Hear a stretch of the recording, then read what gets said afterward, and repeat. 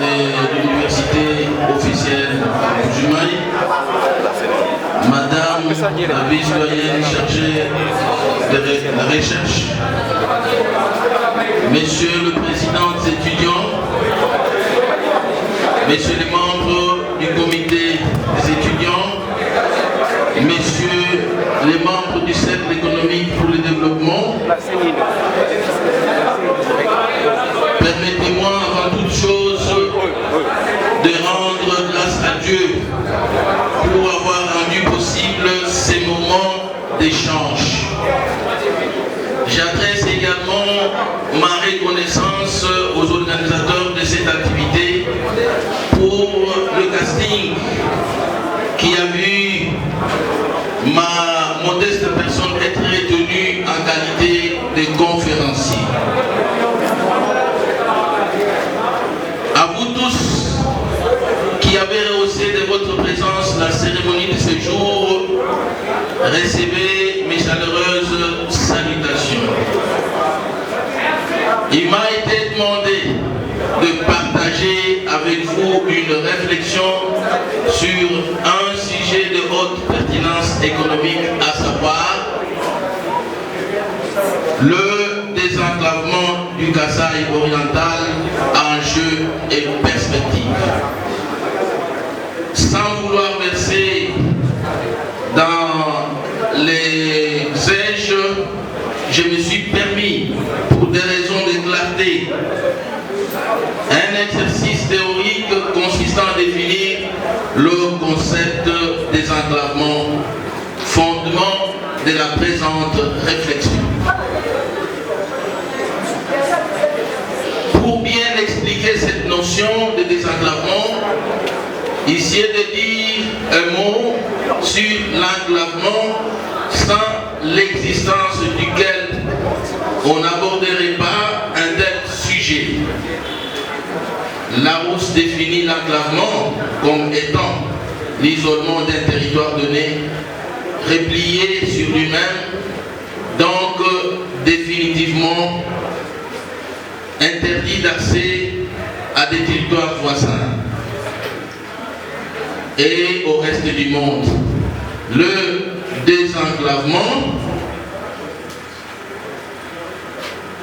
quant à lui, est défini comme étant le fait de rompre l'isolement d'une région, d'une ville, d'un pays, et en les ouvrant aux échanges par la mise en service des voies de communication et des services de transport.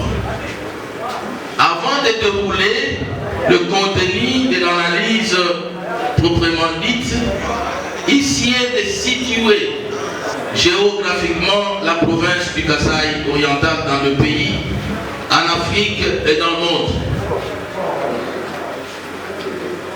Malheureusement, vous ne pouvez pas voir. On n'a pas projeté ça.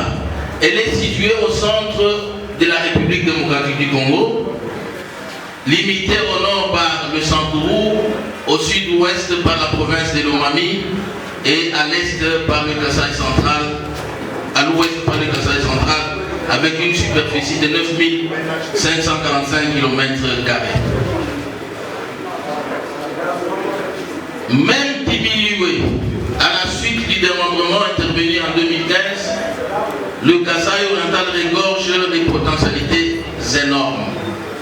En plus des sondements historiques, le Kasaï oriental comporte une terre extrêmement fertile, des rivières, mais aussi d'autres minéraux non encore exploités.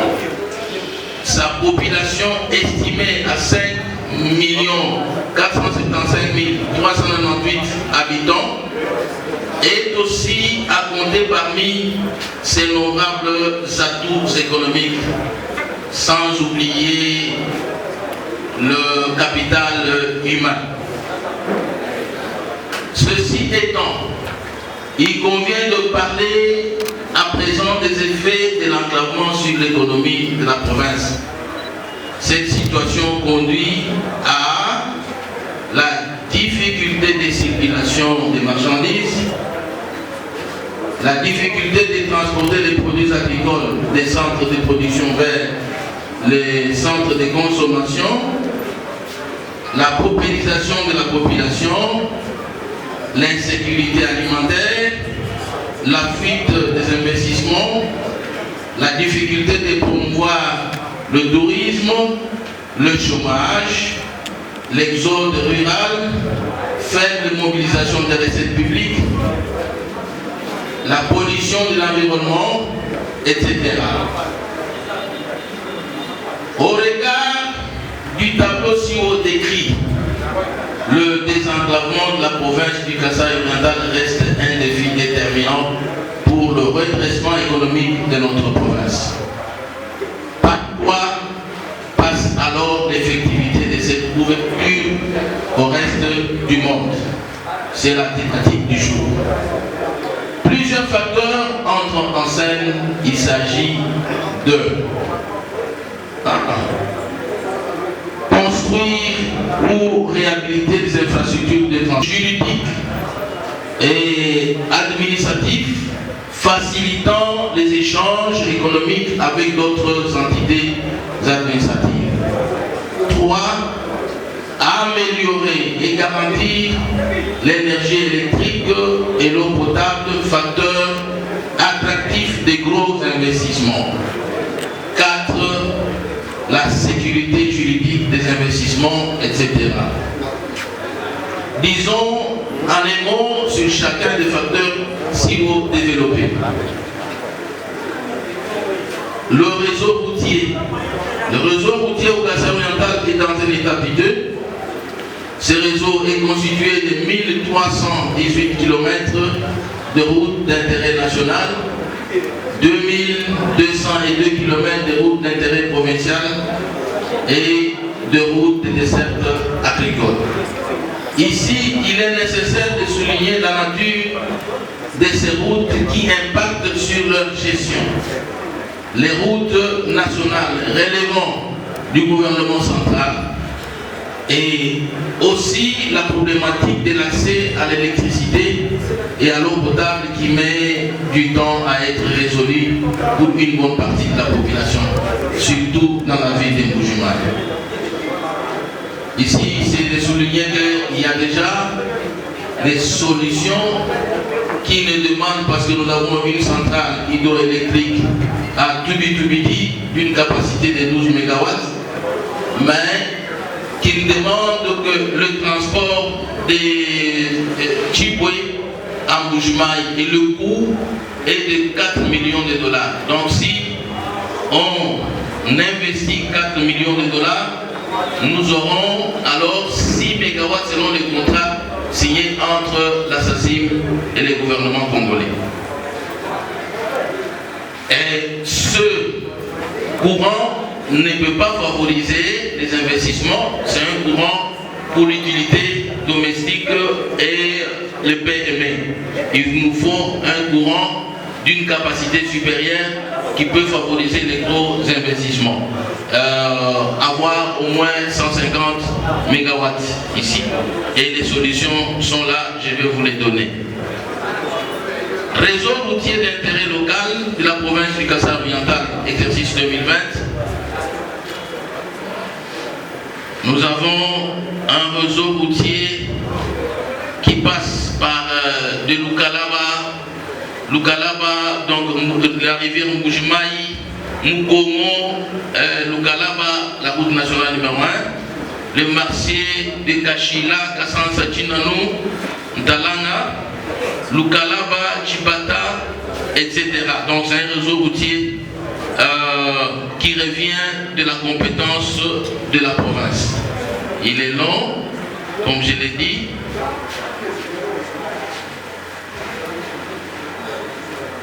Je préfère passer pour respecter les timings.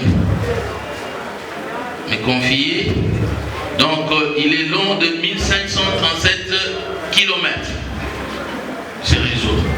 Disons que ce réseau routier est constitué entre autres de la route nationale numéro 1 qui mérite d'être asphaltée dans ses axes Mbuji-Mayi, Kananga, 175 km. Ici, je dois signaler à l'assistance qu'il y a déjà un fonds égyptien donc de 490 millions de dollars que le gouvernement a gagné pour l'asphaltage de cet axe. Kananga, Kalambambouji, la route de Kalambambouji ne fait pas partie, le tronçon Kalambambouji ne fait pas partie de la route nationale numéro 1, mais je l'ai inséré ici compte tenu de son importance. Il nous ouvre directement sur le port de Lobito en Angola. Donc c'est un port de proximité. Il est à quelques 400 km alors que d'autres ports qui nous approvisionnent, donc le port de Matadi est à plus de 2000 km. Le port de Dar es Salaam est à plus de 3000 km et celui de Durban. Donc nous avons intérêt à nous connecter directement vers le port de Lobito à travers cette route de Kananga Kalambambouji, longue de 260 km. Mbujimai Nguba, qui nous connecte directement à la province de Lualaba. L'importance de cette route, ça nous ouvre, ça nous amène vers la frontière donc de Kasumbalesa, la porte d'entrée des marchandises. Et à notre époque, nous avions déjà un financement décroché avec AFEC qui est partenaire dans sa CIM. Donc les études étaient déjà menées par l'office de route, il ne restait que les débuts des travaux. Mais alors à ce jour, je ne sais pas si ce financement a été bouclé avec le nouveau gouvernement. La route nationale numéro 2 qui commence par Kabwe, passant par Kabinda, Lubao, Kasongo et Bukavu. Celle-ci nous connecte directement sur une autre route qui s'impose à toutes les provinces du centre. À l'époque, j'avais compris ce problème et j'avais réuni toutes les provinces du centre et nous avons un plan commun de développement. Je crois que ce plan doit coûter, comme je n'ai pas les chiffres ici, doit coûter plus ou moins 10 milliards de dollars pour désenclaver complètement la province, donc le centre de la RDC. Et nous avions trouvé qu'il faut connecter le centre de la RDC vers le port de proximité. Et quand nous sommes connectés directement à travers la route des Kalambambouji, qui doit être asphaltée, nous allons directement vers les pays de l'Afrique australe. Là, nous sommes vers l'Angola, Namibie, l'Afrique du Sud, etc. Et par là, nous pouvons directement accéder au port de Durban, mais nous avons déjà le port de Lobito. Ce port a l'avantage de nous permettre d'exporter et d'importer. Et si nous exportons, nous avons un plus-value. Nous avons un plus-value sur nos produits. Je vous donne l'exemple de noix de coco. Les noix de coco ici, que nous négligeons, sont consommées, coûtent extrêmement cher en Tanzanie. Et nous pouvons alors exporter ces noix vers la Tanzanie et avoir un plus-value. Donc tout en soulignant que le problème du désenclavement du Casamance est un défi commun qui s'impose à toutes les provinces du centre. C'est par ces perspectives d'avenir que je clôt mon propos tout en vous remerciant pour votre meilleure attention.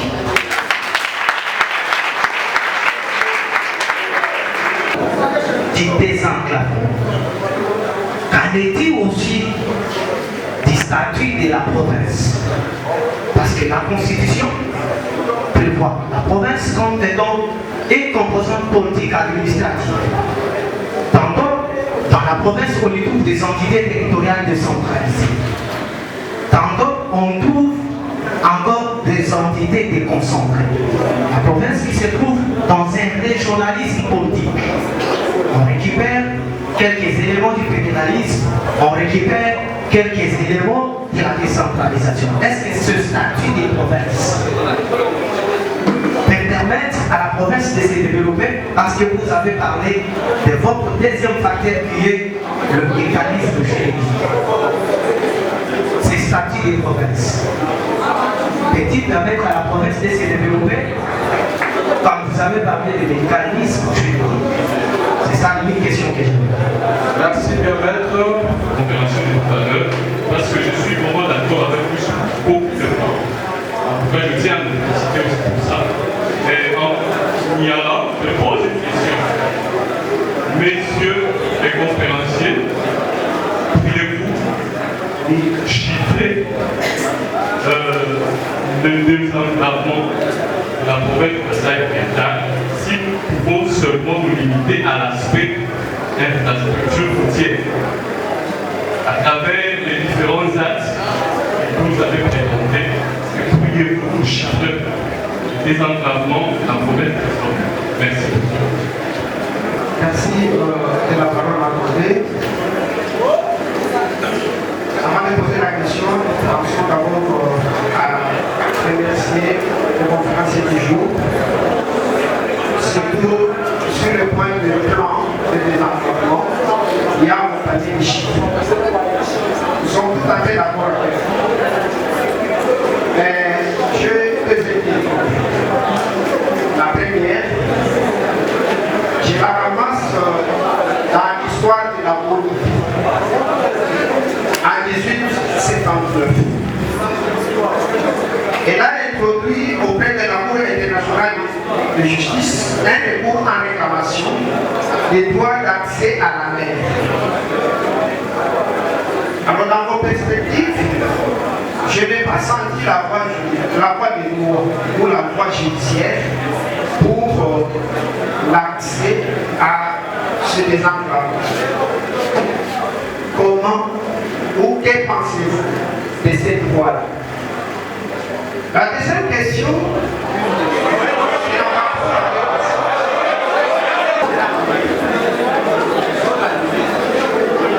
quel est le problème scientifique que vous avez constaté par rapport à cette question de désenclavement?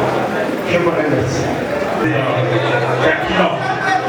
Avant de poser ma petite question, je vais partir d'un argumentaire pour appuyer ces propos. Mon argumentaire est celui-ci. Nous savons très bien que certaines régions qui se sont développées, ou des jours de nos jours actuellement, il y a ce concept que l'on appelle le développement local. Donc, le développement par débat. Il y a des régions qui mettent en œuvre un modèle de développement local qui a pu insister sur la possibilité des acteurs locaux à mettre en place des activités productives partant de leurs ressources spécifiques. Et ici, je voudrais dire que dans vos propos, monsieur le conférencier, il y a une dimension que moi personnellement j'attendais que vous puissiez évoquer cet développement par l'État, développement local public. Parce que je me dis que les désenclavements géographiques de la province du Kasaï-Orientale à lui seul ne suffirait pas. C'est peut-être une condition nécessaire, mais elle n'est pas suffisante. Pourquoi? Parce que si aujourd'hui le Kasaï-Orientale est désenclavé, bien sûr nous allons partager ou échanger avec les autres contrées, les autres provinces. Mais qu'est-ce que nous allons échanger avec ces provinces-là?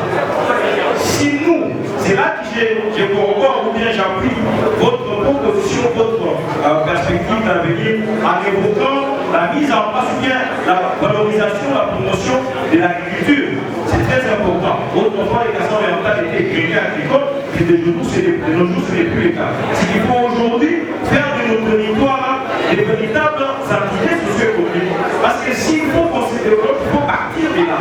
Alors, moi je vous pose la question. Vous avez été gouverneur de province dans cette province depuis plus de 10 ans. Est-ce que pendant votre mandat, avez-vous pu initier un projet de développement local? Si oui, où est-ce que vous avez été arrivé?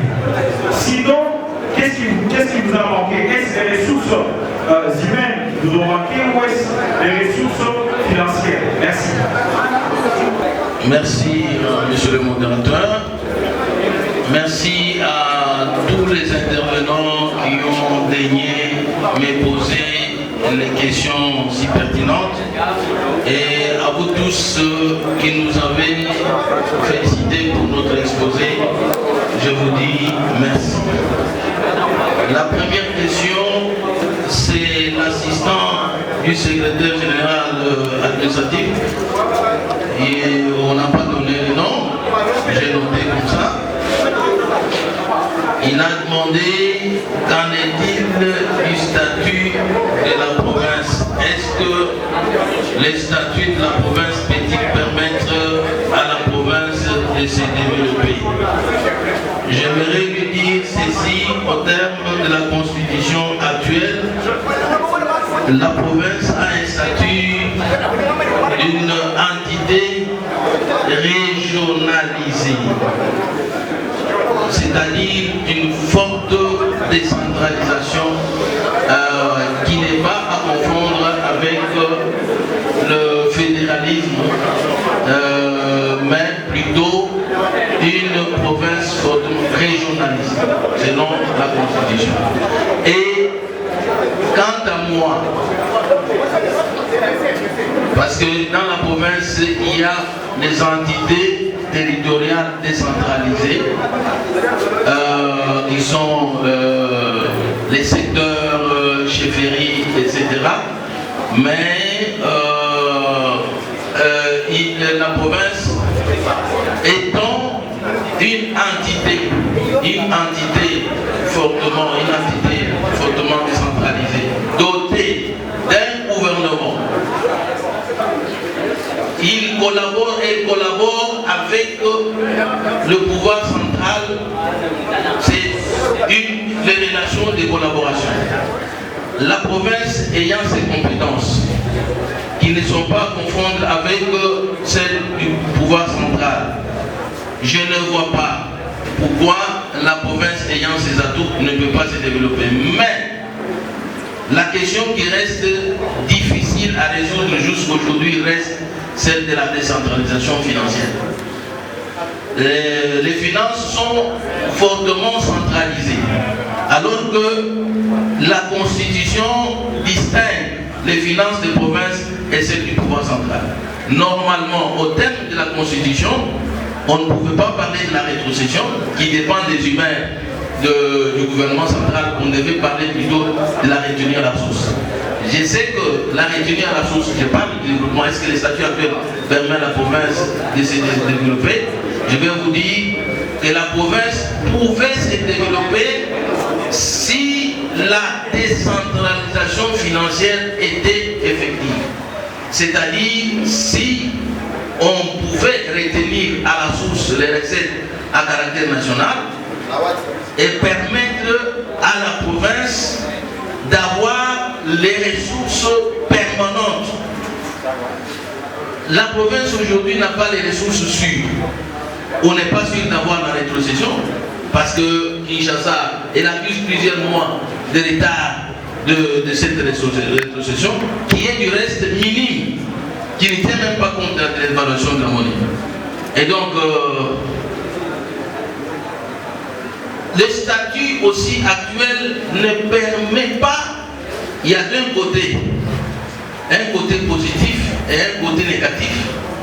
Le côté négatif est que la province est dotée d'un gouvernement, elle prend ses propres décisions sur ses finances qu'elle mobilise, mais ces finances qu'elle mobilise sont-elles suffisantes pour lui permettre de se développer à l'absence des investissements? C'est pourquoi j'ai parlé ici des investissements, des gros investissements, pas ce que nous avons ici. Si nous évaluons ces investissements ici, l'AMIBA par exemple aujourd'hui, elle a quelle valeur? Son investissement c'est plus ou moins 20 à 30 millions de dollars. L'Assassi, c'est quelque chose de 200 millions de dollars. En dehors de cela, on a eu la Brasimba. Brasimba qui a fermé, on peut l'évaluer à 60 millions de dollars. Mais est-ce que la province peut attendre des ressources à l'absence des investissements, des gros investissements? Voilà pourquoi il faut l'ouvrir ouvrir ces voies, ces accès, pour permettre aux investisseurs d'être sûrs qu'en investissant dans l'agriculture, en investissant dans l'élevage, je vais non seulement permettre à la population de consommer, mais je vais exporter mes produits pour avoir des plus-values. Donc, il y a le côté positif, c'est qu'on peut décider les décisions de proximité. C'est un gouvernement qui peut décider sur ses ressources propres et les investir, mais on est contraint à ce que le pouvoir central, qui a le pouvoir, qui a la compétence sur les routes nationales, s'exécute. C'est-à-dire, les routes nationales sont asphaltées, on peut évacuer et recevoir. Cela conditionne aussi les investissements. Il y a la problématique de l'énergie qui ne dépend pas simplement de la province, mais qui dépend aussi du pouvoir central parce que ça demande de gros investissements à capter. Si la province pouvait avoir, les provinces pouvaient avoir des statuts, l'emprise sur leurs minéraux. Nous sommes une province minière, diamantifère. Si les mines, les sous-sols pouvaient dépendre des provinces, les provinces pouvaient signer des contrats. J'ai parlé des biotiques, j'ai parlé des moyus. On pouvait signer des moyus avec les investisseurs étrangers. Mais les camis dépendent du ministre des Mines nationales. Voilà pourquoi, même bien qu'il y ait le diamant, nous n'avons pas la décision sur notre diamant pour stimuler les investissements, la réhabilitation des infrastructures et favoriser les investissements dans la province. Donc voilà